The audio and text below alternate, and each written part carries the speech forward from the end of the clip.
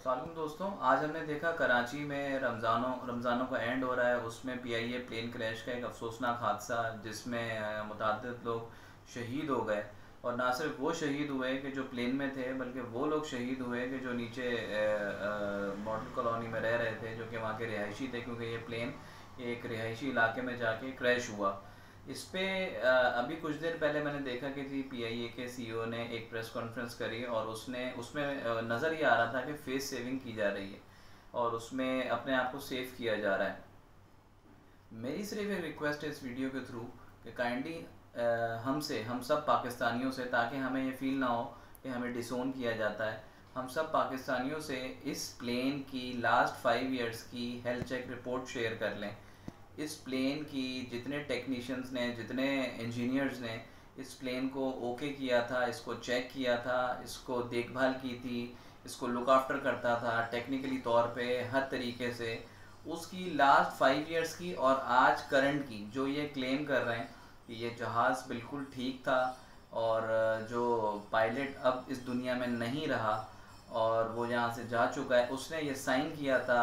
ये जहाज़ उड़ाने से पहले कि ये जहाज़ बिल्कुल ठीक है। वो रिपोर्ट उस वक्त प्रेस कॉन्फ्रेंस में दिखानी चाहिए थी। अगर ये बात सही है कि जी ये जहाज़ बिल्कुल ठीक था, हादसे किसी जहाज़ एक मशीन है, हादसे कहीं भी हो सकते हैं, लेकिन अगर नेग्लिजेंस के अलावा ये क्रिमिनल नेग्लिजेंस में फॉल करता है कि आप एक फ़नी ख़राबी वाले जहाज़ को लेके उड़ जाएं और जो एक मिसफिट जहाज़ हो उसको लेके उड़ जाएं और वो फिर एक ऐसे हादसे का सबब बने जो उस पर लागू होता है ये नेग्लिजेंस, ये क्रिमिनल नेग्लिजेंस, जिसने इजाज़त दी इसको उड़ाने की, जिसने चेक नहीं किया, जिसने एसओपीज़ जो बनाए गए हैं उसको फॉलो नहीं किया। क्योंकि किसी की नेग्लिजेंस और किसी की क्रिमिनल नेग्लिजेंस की वजह से, किसी की गैर जिम्मेदारी की वजह से आज बहुत से शहरियों की ज़िम्मेदारी मौत ने ले ली और आज वो शहीद हो गए और आज वो हमारे दरमियान नहीं है। वो भी एंड उस वक्त कि जुम्मतुल विदा था, वो भी एंड उस वक्त कि जब ईद आने वाली है।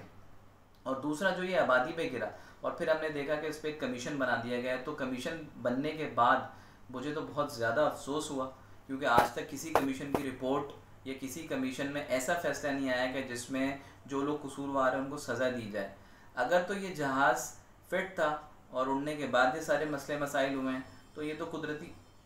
आफत आ गई आप कह लें, या टेक्निकल इशू आ गया जिसकी वजह से वो जहाज़ गिरा। हमें किसी को क्लेम नहीं देना चाहिए। अल्लाह ताला इन तमाम शोधा के दर्जात को बुलंद करे और इनकी तमाम फैमिलीज़ को सब्र जमील अता करे। लेकिन अगर इसमें किसी की क्रिमिनल नेग्लिजेंस मौजूद है और फिर एक कमीशन बना दिया गया है सिर्फ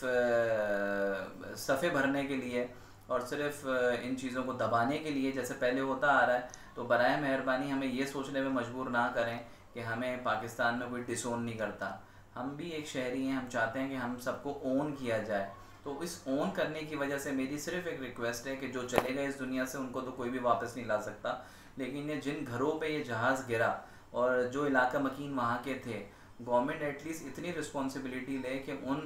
घरों को दोबारा बनाने में, उनको दोबारा कंस्ट्रक्ट करने में, उनको दोबारा खड़ा करने में, क्योंकि ये एक ऐसी आफत है कि कौमी एयरलाइन का जहाज़ अपने ही शहरियों पे गिर गया हादसाती तौर पे, तो उनकी मदद की जाए, उनको फाइनेंशियल सपोर्ट दी जाए, उनको दोबारा वो घर जो 10-15 घर पूरी गली तबाह हुई है उस तबाहकुन गली को दोबारा रिकन्स्ट्रक्ट करने के लिए, दोबारा खड़ा करने के लिए, दोबारा अपने उन 10-15 फैमिलीज़ को ओन करने के लिए खुदारा इनकी फाइनेंशियल हेल्प की जाए, इनको कंस्ट्रक्ट करके दिए जाए ये घर गवर्नमेंट के बिहाफ पे। अगर आप लोग भी मेरी इस रिक्वेस्ट के साथ हैं और आप चाहते हैं कि एज अ पाकिस्तानी मैं आपको, आप हमें और गवर्नमेंट हम सब को ओन करे, तो बराए मेहरबानी इस वीडियो को आगे बढ़ाइएगा। क्या पता जहाज़ का हादसा उड़ने के बाद, ये मशीन है, ये उड़ने के बाद ख़राब हुई, इस पर किसी को हम कसूरवार नहीं ठहरा सकते, लेकिन प्रेस कॉन्फ्रेंस में लास्ट 5 इयर्स के इसके हेल्थ चेक रिपोर्ट लेके बैठनी चाहिए थी। अभी का जो पायलट ने साइन किया था कि जी जहाज़ बिल्कुल फ़िट है, वो रिपोर्ट साथ लेके बैठनी चाहिए थी। उसने ये सवाल मुझ जैसे पाकिस्तानी के जहन में डाला है कि कहीं दोबारा कमीशन बन के इन सब को दोबारा फेस सेविंग का तो मौका नहीं मिल जाएगा और फिर दोबारा पाकिस्तानियों को डिसोन तो नहीं कर दिया जाएगा, क्योंकि अभी तक किसी एंकर ने, किसी टीवी चैनल ने वो रिपोर्ट नहीं मांगी, वो पायलट के साइन नहीं मांगे, वो जहाज़ की हेल्थ चेक रिपोर्ट नहीं दिखाई। कुछ चैनल्स पे ये बात चल रही है कि जहाज़ में फ़नी ख़राबी पहले से कई सालों से मौजूद थी और इसके पुर्जे मंगवाने की बात हो रही थी। पता नहीं ये बात सच है या गलत है, ये रिपोर्ट में साबित हो जाएगी। लेकिन जो भी रिपोर्ट आए, बराए मेहरबानी इस दफ़ा वो रिपोर्ट ये साबित कर दे कि पाकिस्तान में पाकिस्तानियों को ओन किया जाता है। खुदा ना खास्ता अगर किसी के साथ ऐसा हादसा हो जाए और उनके घरों पे अगर खुदा ना खास्ता इस तरह के मामलात हो जाएं, तो उनके घरों को भी ओन किया जाएगा, उनके शोधा को भी ओन किया जाएगा, और जो अब लवाहिकीन उनके बचे हुए हैं जो फाइनेंशियल क्राइसिस में आ गए हैं उनको भी ओन किया जाएगा। अगर आपको ये मेरी वीडियो समझ आए और आपको लगे कि हमें और आपको पाकिस्तान में और हमारे इस मुल्क में ओन करना चाहिए और ये इन कमीशंस का जो भी रिज़ल्ट आए वो इस तरह का होना चाहिए कि वो रिज़ल्ट ओरिएंटेड हो, वो फेस सेविंग पे ना जाएं, तो इस वीडियो को आगे कीजिएगा ताकि इस कमीशन का फ़ैसला तो इस तरीके का हो कि अगर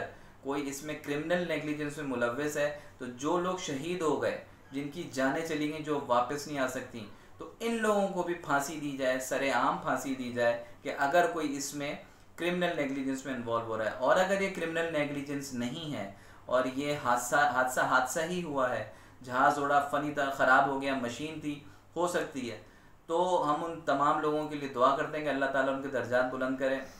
और जो रेस्क्यू के